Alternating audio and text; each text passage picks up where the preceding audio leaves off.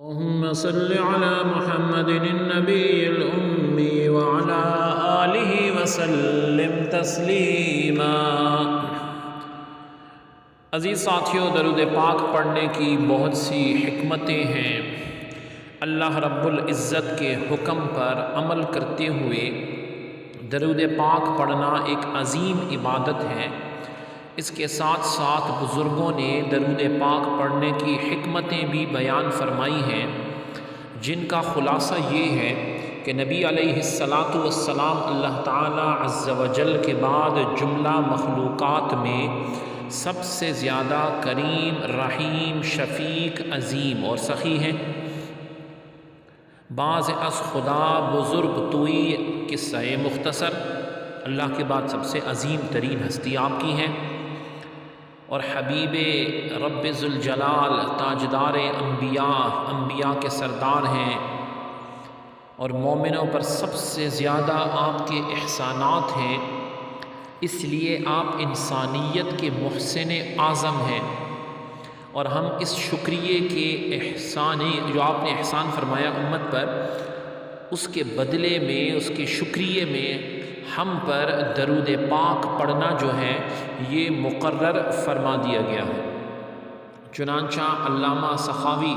رحمۃ اللہ تعالی علیہ لکھتے ہیں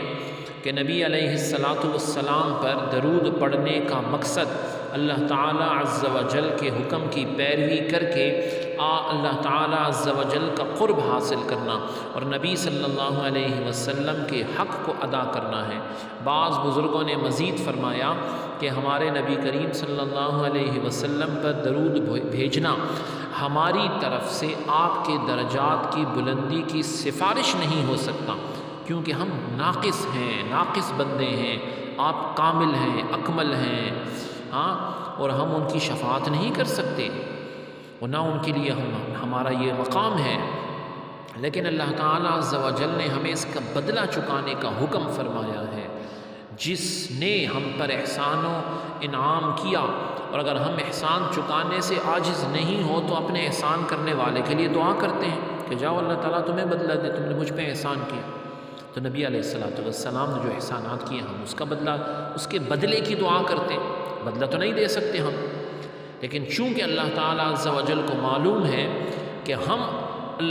نبی علیہ السلام کے احسان کا بدلہ دینے سے عاجز ہیں، تو اس نے درود پاک پڑھنے کی طرف ہماری رہنمائی فرمائی تاکہ ہمارے درود آپ صلی اللہ علیہ وسلم کے احسان کا بدلہ بن جائیں، کیونکہ آپ کے احسان سے افضل کوئی احسان نہیں ہے۔ اسی طرح علامہ ابو محمد مرجانی رحمۃ اللہ علیہ فرماتے ہیں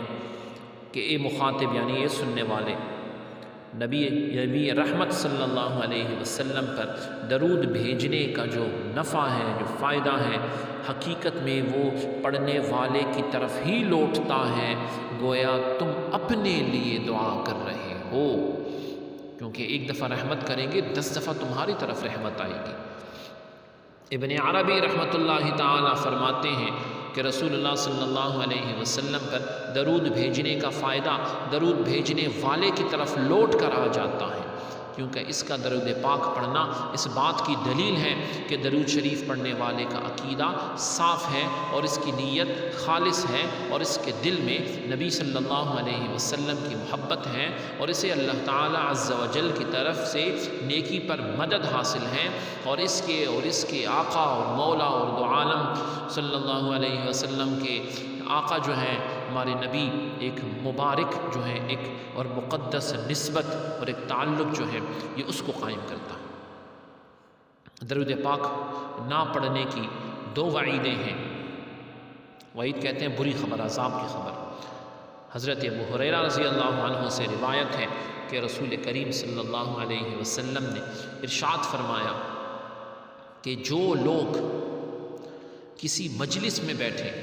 اور اس میں اللہ تعالیٰ عز و جل کا ذکر نہ کریں اور نہ ہی اس کے نبی صلی اللہ علیہ وسلم پر درود پاک پڑھیں، تو قیامت کے دن ان کی وہ مجلس ان کے لیے باعث ندامت، شرمندگی ہوگی۔ اگر اللہ تعالیٰ عز و جل چاہے گا تو انہیں عذاب دے گا، اور چاہے تو ان کو معاف فرما دے۔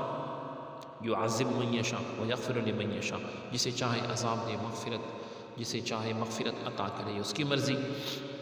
حضرت جابر رضی اللہ عنہ سے روایت ہے کہ آقا علیہ السلام نے ارشاد فرمایا، جس کے پاس میرا ذکر ہو اور اس نے مجھ پر درود پاک نہ پڑھا وہ بدبخت ہے۔ اللہ رب العزت ہمیں اس بات کو سمجھنے اور درود پاک پڑھنے کی توفیق عطا فرمائے۔ سبحانک اللہم و بحمدک، اشہد ان لا الہ الا انت، استغفرک و اتوب الیک، وصلی اللہ تعالی علی خیر خلقہ محمد وعلی آلہ واصحابہ اجمعین برحمتک یا ارحم الراحمین۔